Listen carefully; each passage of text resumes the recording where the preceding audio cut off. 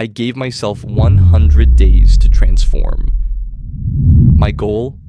Reach my athletic peak by gaining muscle, getting stronger, running faster, and at the end of the challenge, being able to dunk. I trained and tracked my progress every day. Here is what I learned and the results after 100 days. Before I started this 100-day challenge, I wasn't new to moving my body. I have been regularly working out on and off for years, and occasionally I play basketball. But my biggest weakness was no real training plan, no strict schedule, and no consistent focus on recovery or nutrition. This challenge was my way to turn that around. The first 2 weeks almost broke me. My body felt wrecked, like I was sick all the time. Muscles sore, joints aching, even my head felt heavy. I'd drag myself from work to the gym, and my mind kept telling me to quit. But I showed up anyway. Every single day. Those first 14 days taught me one thing. Discipline starts where comfort ends. By the first month, I had already built rhythm. Exercises that felt impossible on day one became normal. I focused on compound lifts, squats, bench, deadlift, plus explosive moves like box jumps and plyometrics for dunking. Some days I killed it. Other days I felt wrecked. But progress came in small wins. Hitting one more rep, adding 2.5 kilograms, or shaving a second off a sprint mattered more than chasing a perfect session.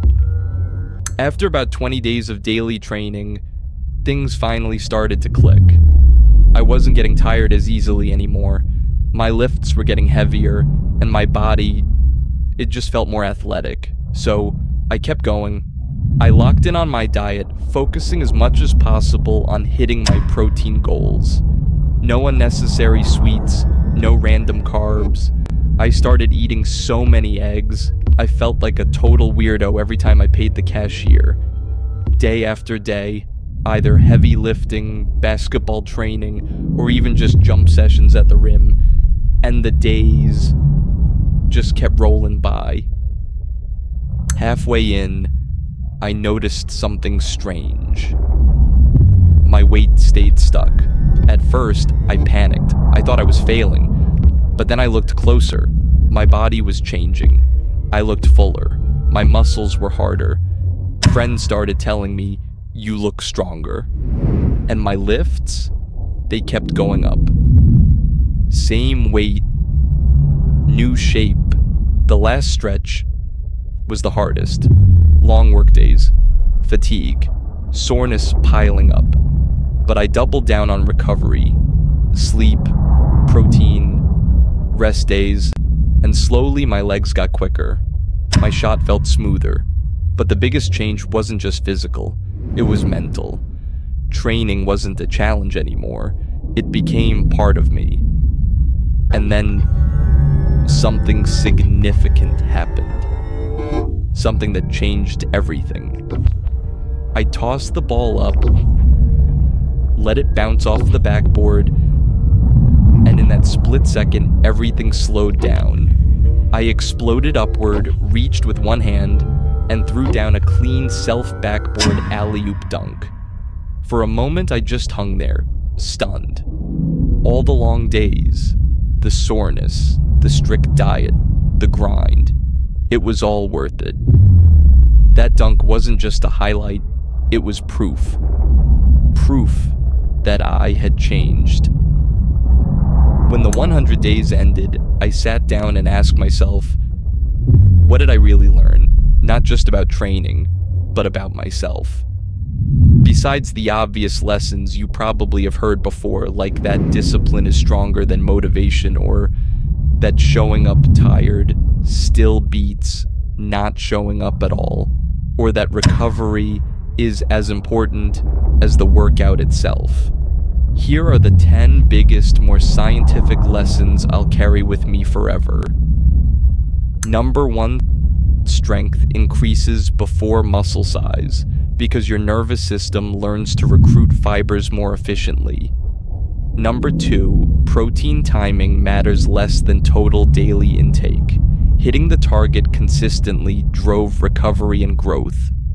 Number 3, hypertrophy and fat loss can happen at the same body weight. Recomposition is real when diet and training align. Number 4, sleep was my best performance enhancer. Growth hormone and recovery peaked when I actually rested enough. Number 5, consistency beats intensity. Small, repeated stress signals build far more adaptation than occasional all-out sessions. Number 6, muscle soreness isn't progress, it's inflammation. Progress showed in performance, not pain. Number 7, plyometric training rewired my tendons and nervous system. My legs got springier, not just stronger. Number 8, carbs weren't the enemy. Timed right, they fueled explosive sessions and better lifts. Number 9, plateaus aren't failure. They're signals that adaptation has caught up and the stimulus needs to change. Number 10, mental fatigue limits performance as much as physical fatigue. Learning to push past it was a neurological skill. And that's my 100-day journey. I didn't just gain strength, speed, or even a dunk. I gained proof that with science, consistency, and discipline, anyone can rewrite their body. If this story gave you something, motivation, a lesson, or just curiosity, hit that like button. Subscribe if you want more breakdowns, experiments, and honest results. And tell me in the comments, what's the challenge you'd commit 100 days to?